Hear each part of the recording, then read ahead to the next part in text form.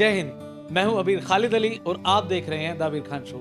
आज हमारे साथ बात करने के लिए एक ऐसी मातृशक्ति है, एक ऐसी महिला है जिसने एक छोटे से शहर से निकल करके आज बॉलीवुड की इंडस्ट्री पर अपना नाम लिख दिया है। जी हाँ, मैं बात कर रहा हूँ न्यू कमर सिंगर सुरभि सिंह की, जो कि वाराणसी से आती है। आज एक ऐसी फिल्म में अपनी सिंगिंग का लोहा मनवाती है जो कि प्राइड ऑफ इंडिया के नाम से जानी जाती है। जी हाँ, मैं बात कर रहा हूँ हाल फिलहाल में रिलीज हुई फिल्म भुज की, जिसमें बहुत ही बड़ी स्टार कास्ट है। चलिए बात करते हैं। सुरभि जी, बहुत बहुत स्वागत है आपका।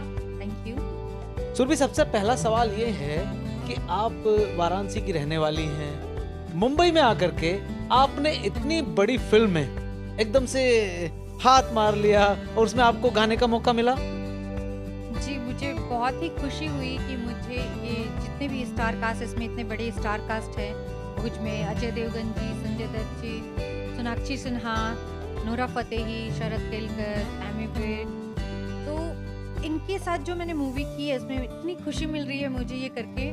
मुझे ये जो सॉन्ग मैंने गाया है, और ये सॉन्ग भी शंकर महादेवन जी के साथ में है मेरा, तो ये मुझे इतनी खुशी हो रही है गाने के बाद कि मुझे लगा कि हाँ, मैं बनारस से अगर यहाँ पे आई हूँ तो मेरा आना सफल हो गया है मुंबई में। कितने समय पहले आप बॉलीवुड में आई थी? मैं बॉलीवुड में देखा जाए तो 2011 से मैं बॉलीवुड में मैं काम कर रही हूँ। लोगों से जान पहचान बनाई मैंने। उसके पहले मुझे 15 इयर्स हो गए मुंबई में आके, तो उसके पहले मैं रीजनल्स करती थी, लेकिन धीरे धीरे जब मेरी पहचान बनी तो मैंने सीधा बॉलीवुड में एंट्री कर लिया और बहुत सारे लोग मुझे जानते हैं बॉलीवुड में। उसके बाद मैंने आज जाकर ये मुकाम पाया है। जैसा कि कहा जाता है इंडस्ट्री के अंदर आपको स्ट्रगल करना बहुत ज़रूरी होता है, तो 10 से 15 साल लग गए आपको एक मुकाम हासिल करने के लिए, लोगों को अपनी पहचान बताने के लिए। जी, ये इंडस्ट्री ऐसी ही है और यहाँ पे ऐसा नहीं है कि मैं ही एक सिंगर हूँ। यहाँ पे बहुत सारे सिंगर्स हैं और यहाँ पे जैसे कि बोला जाता है कि जो सिंगर की वॉइस मैच होती है उसकी वॉइस को रखते हैं। तो मुझे लगता है कि शायद एक तो लक भी होता है इंडस्ट्री में आने के लिए, कि जब लक आपका प्रॉपर वर्क करना स्टार्ट करता है तो आपकी वॉइस भी मैच हो जाती है और आप आ भी जाते हैं। तो मैं लक मानूंगी। और दूसरी बात यह है कि मैं सबसे ज़्यादा मतलब गणपति बप्पा को मानती हूँ, क्योंकि बोला जाता है कि गणपति बप्पा जो है वो मुंबई के देवता हैं। तो मुंबई नहीं, वो पूरी दुनिया के देवता है। हाँ, इवन पूरी दुनिया के देवता हैं, बट मुंबई में उनकी पूजा सबसे ज़्यादा होती है। जो गणपति रखा जाता है 11 दिन का, वो मुंबई से ही स्टार्ट हुआ है। तो ये जो गाना मैंने गाया है भुज मूवी में, उसमें इस गाने में गणपति बप्पा की पूजा दिखाई जा रही है। तो मुझे कहीं ना कहीं से लगता है कि गणपति बप्पा ने अपना आशीर्वाद दिया है मुझे। यानी कि गणपति बप्पा का जो त्योहार है वो आने वाला है। गणपति बप्पा ने अपने आने से पहले ही आपको आशीर्वाद दे दिया है और पूरी दुनिया में आपको फेमस कर दिया है। जी, मुझे ऐसा ही लगता है। सबसे पहले आपको कब पता लगा कि आपके अंदर एक सिंगर छुपा हुआ है, गायिका है? कैसे पता लगा है? मैं बहुत छोटी थी, स्कूल टाइम पे जब मैं स्कूल जाती थी, तो वहाँ पे 15 अगस्त 26 जनवरी को जो प्रोग्राम्स होते थे स्कूल के अंदर, तो वहाँ पे मुझे मन होता था कि मैं गाने गाऊँ। मैं बचपन से गाने बहुत सुनती थी, तो मैंने पार्टिसिपेट करना स्टार्ट कर दिया स्कूल्स में। तो उसके बाद जब पार्टिसिपेट करती थी तो लोग मेरी बहुत तारीफ करते थे कि आप बहुत अच्छा गाते हो, बहुत अच्छा गाते हो बेटा। तो मुझे वहाँ से मुझे एक अंदर मेरे छोटा सा बीज जम गया मेरे अंदर सिंगिंग का, कि हाँ, ये लोग अगर मेरी तारीफ कर रहे हैं तो सच में कोई बात होगी तभी कर रहे हैं। तो मैंने उसके बाद अपने आप को सिंगिंग में ढालना स्टार्ट कर दिया, अपने आप में निखार लाना स्टार्ट कर दिया। मैंने कहीं ना कहीं से धीरे धीरे सीखना स्टार्ट कर दिया। मैं गाने सुनती थी, उसको गाने की कोशिश करती थी, तो ये धीरे धीरे ये कीड़ा मुझे बचपन से आ गया सिंगिंग का। यानी कि छोटा सा जो पौधा था, जो अंकुरित हुआ था, वो आज भुज के रूप में बरगद बन चुका है। जी, यही कहेंगे, क्योंकि ये जो मेहनत है इतने सालों की, वो आज रंग लाई है। हमने सुना है कि आप भजन भी गाती हैं, धार्मिक गाने जो होते हैं वो आपको बड़े पसंद हैं। जी, मुझे बहुत अच्छा लगता है अगर मैं भजन गाती हूँ, ख़ास तौर से माता रानी के भजन, गणपति बप्पा के, शिव जी के भजन, तो मुझे एक सुकून सा मिलता है दिल में। तो इसलिए मैं गाती हूँ और गाती रहूँगी। तो हमारे दर्शकों को जिस गाने की हम बात कर रहे हैं, जिसमें आपको मौका मिला है, भुज, प्राइड ऑफ इंडिया, उसके 4 शब्द सुनाएंगी? जी, ज़रूर।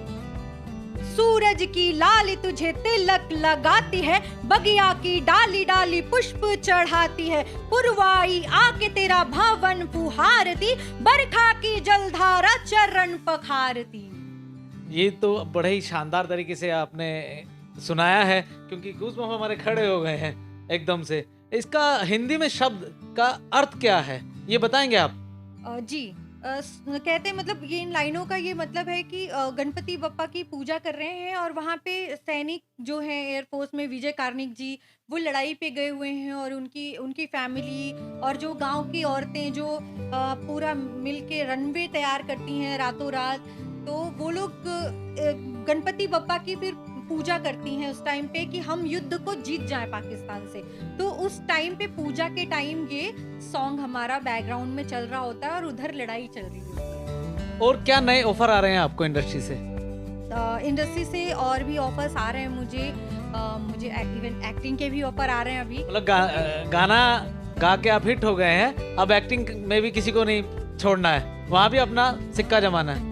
नहीं, देखिए मैं बचपन से सिंगिंग में ज़्यादा इंटरेस्टेड रही हूँ और ये बहुत सोच समझ के फैसला लेने की चीज़ है कि मुझे एक्टिंग करनी है या नहीं करनी है। इस पे मैं कोई बात नहीं करूँगी अभी, क्योंकि ऑफर तो आ रहे हैं बट मुझे सोचना पड़ेगा इसके बारे में कि मुझे जाना चाहिए, क्योंकि मुझे अपना करियर सिंगिंग में ही बनाना है और अभी तो मेरी शुरुआत हुई है। जैसा कि आपने बताया कि 15 सालों से आप मुंबई शहर में हैं और मुंबई शहर जो है दुनिया में सबसे चर्चित शहरों में एक है, जहाँ पर लोग अपने छोटे छोटे सपने लेकर के आते हैं, अपने सपने पूरे होते हुए देखते हैं। क्या इस दौरान आपको कभी ऐसा नहीं लगा कि आप इस इंडस्ट्री में फिट नहीं हो पा रही हैं? क्योंकि 15 साल से आप लगातार मेहनत करते आ रहे हैं और आपकी गणपति बप्पा ने सुन ली। कोई ऐसा वाकया बताएं कि जब आपको लगा हो सब कुछ खत्म हो गया है, आपको लौट जाना चाहिए उत्तर प्रदेश के उसी छोटे से शहर।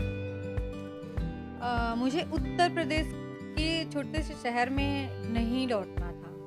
मैं प्रण करके यहाँ पर आई थी, मुंबई जब आई थी, क्योंकि जब मैं बचपन में किताबें पढ़ती थी तो मेरा ध्यान इस पे नहीं होता था कि मेरे मार्क्स कितने आएंगे एग्जाम में। मैं जब बुक्स पढ़ती थी, उसमें जो स्टोरीज पढ़ती थी, तो मेरा ध्यान हमेशा स्टोरीज पे, उस पॉइंट पे होता था कि हमें क्या उस स्टोरी से सीखने के लिए मिल रहा है। तो मैंने बहुत सारी ऐसी स्टोरी पढ़ी जिनमें से एक स्टोरी थी हमारे बुक में, हमारा एक चैप्टर था जिसमें एक था कि एक राजा होते हैं जिनके ऊपर आक्रमण हो जाता है और वो छुप के एक गुफा में बैठ जाते हैं, क्योंकि उनके ऊपर आक्रमण होता है तो वो अपने आप को बचा रहे होते हैं।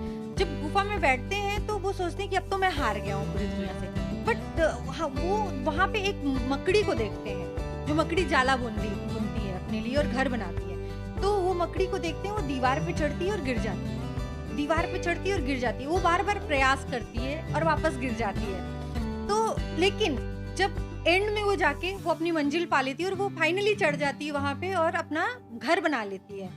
तो वो राजा ने जब देखा कि ये इसने, उससे राजा ने शिक्षा ली कि मैं हार नहीं सकता, जो मेरा ये दिल है, ये जो मेरा मन है, इसने अगर हार मान लिया तो मैं हार जाऊंगा। मतलब शरीर हार जाए लेकिन जो मन है, जो वो, आत्मा हाँ की शक्ति है, उसने आपको हमेशा ताकत दी। जी, मुझे मेरी आत्मशक्ति, ऐसी स्टोरीज बचपन से पढ़ के जो मैंने अपनी बुक्स में पढ़ी और जो मैंने हिस्ट्री में पढ़ी कि आप तब हारते हैं जब आप अंदर से हार जाते हैं। तो आप जब तक अंदर से अपने हार नहीं मानेंगे, जब तक आप कभी जिंदगी में हार नहीं सकते। तो मैं कभी भी जिंदगी में नहीं हारी। इवन जब भुज मूवी आने वाली थी उसके पहले भी मुझे कहीं ना कहीं एक थोड़ा था अंदर से मलाल की पता नहीं क्या होगा, क्योंकि आजकल ऐसा ही होता है कि कभी भी सिंगर रिप्लेस हो जाते हैं। तो यही सोच के बड़े बड़े सिंगर्स रिप्लेस हुए हैं, तो मुझे तो फिलहाल उस तरह से मुझे पहचान नहीं मिली थी अभी तक। तो मुझे ऐसा लग रहा था कि क्या पता, पर मुझे अपने ऊपर पूरा भरोसा था, जो मैंने काम किया था, जो मैंने गाया था, तो मुझे ये भरोसा ज़रूर था कि कहीं ना कहीं से मैं जीतूंगी इस बार, क्योंकि अब ऊपर वाला भी देख रहा है बैठ के, वो शांत नहीं रहेगा और उसने मेरी मेहनत देखी है और मेरी जो आत्मा थी अंदर से हमेशा से मजबूत रही है कि मैं इस चीज़ को पाके रहूँ। इस फिल्म के अंदर जो जिसका नाम भुज द प्राइड ऑफ इंडिया है, इंडस्ट्री के बड़े ही मजे हुए कलाकार हैं। लगभग जो टॉप मोस्ट कलाकार माने जाते हैं वो सभी इस फिल्म में हैं। इसमें सिंगर भी बहुत ही उच्च कोटि के लिए गए हैं। तो आपके साथ साथ पता नहीं कितने सारे लोगों की वॉइस वहां पर चेक की गई होगी। तो इन सबको पछाड़ने में कौन कौन ऐसे लोग थे जो बॉलीवुड के फेमस सिंगर रहे हो, उनको सबको पीछे छोड़ करके एक सिर्फ सुरभि सिंह को ही क्यों मौका दिया गया? मैंने आपको एक बार पहले भी बोला कि यहाँ पे वॉइस मायने रखती है। वो जो गाना होता है ना, उसके हिसाब से एक वॉइस तय होती है म्यूजिक डायरेक्टर के दिमाग में कि ये वॉइस इस गाने पे मैच करेगी। तो उस हिसाब से वो जो मेरी वॉइस है, मेरी फोक टाइप की लेके वॉइस जो आता है, मेरा टोन, तो कहीं ना कहीं म्यूजिक डायरेक्टर को लगा कि नहीं, ये वाला जो है जो आप भक्ति गीत गाती हैं, जी भक्ति और देशभक्ति वो मैच कर दी गणपति बप्पा ने और आपकी वॉइस को आगे भेज दिया। जी जी, ये बहुत ही धन्यवाद दूंगी मैं गणपति बप्पा का। बहुत बहुत मतलब शुक्रिया है कि आपने मुझे ये चांस दिया है इतना बड़ा। और गणपति बप्पा तो भगवान है, खैर उनको किसी ने देखा नहीं है, बस हम पूजा करते हैं उनकी। उसके अलावा मैं अमर मोहिले जी जो इसके म्यूजिक डायरेक्टर हैं, उनको मैं बहुत बहुत धन्यवाद देती हूँ कि उन्होंने मेरी वॉइस को उस लायक समझा, इस गाने में फिट किया। मैं भूषण कुमार जी को बहुत बहुत धन्यवाद देना चाहती हूँ जो टी सीरीज के ओनर हैं।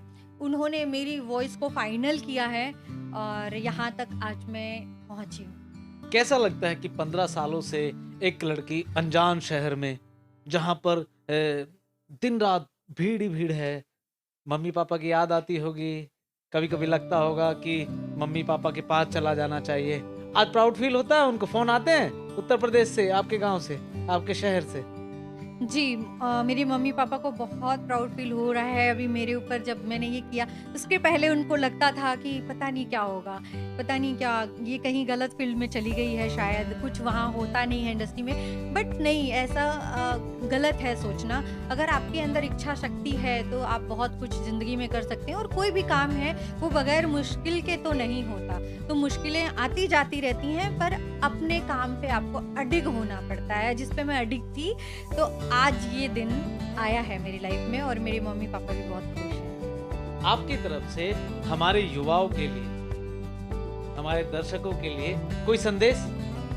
जी, मैं यही संदेश देना चाहूँगी आप सबको कि आप सब भी अपने, आपके अंदर जो कला है, किसी भी तरह की कला है, उसको आप कभी भी हार मत मानिए, उस चीज़ से उसको हमेशा लेके आगे बढ़िए।